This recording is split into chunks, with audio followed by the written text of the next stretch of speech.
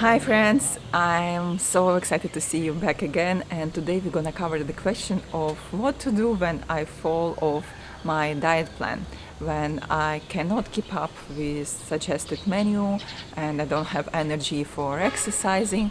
Where do I start? I think it's a great question, and first of all you need to understand that you are not alone on this journey. Right now, at this moment, there are 20% of people on the whole planet Earth who are on some kind of diet.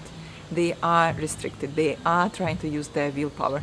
And fact is, only 2, maybe 4% of them will actually stick to that diet.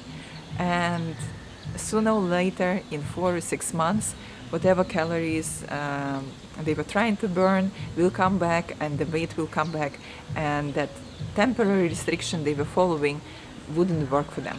So asking yourself that question right now is a turning point for you to make the right decision and not look for diets anymore.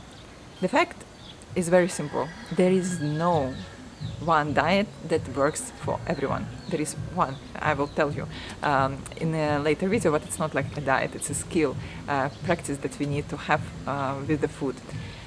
When we study how our ancestors were living in Africa or somewhere more to the north, we understand that depending on what was available, they would prioritize different foods. So some tribes would be more fats and less carbs. Some other ones will be more protein and less fat. So there is no unique way how human body is designed to eat. Our human body is a machine that adapts to any changes. And in fact, we see that people who live and eat only processed food also adapt, but this adaptation doesn't look in a healthy manner, in a healthy standards for us when people become very obese and their health becomes worse. So you don't want to look for diet because there is no one. And even more, the diet that you're gonna follow throughout your life is also gonna change. Imagine you are a breastfeeding mom. Your diet and your calorie intake will be so much different when you've been without kids or just working, and that's completely normal. More important is to have the connection with our body and understand what the needs we have in the first place and adjust to those changes. And after the adjustment is done, we can continue with changing our food habits.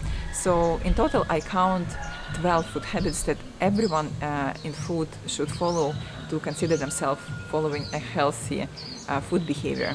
And a few of them are about how we eat. We should eat slowly. We should stop when we are satisfied.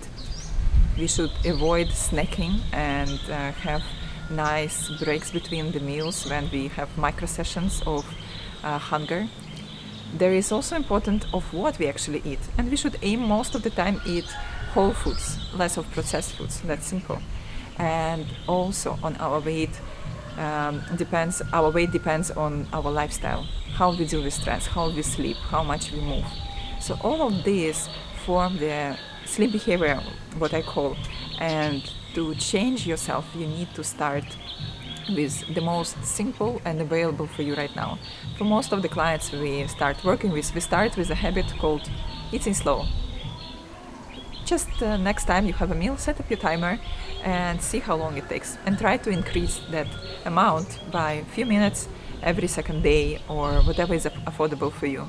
And use some recipes like, for example,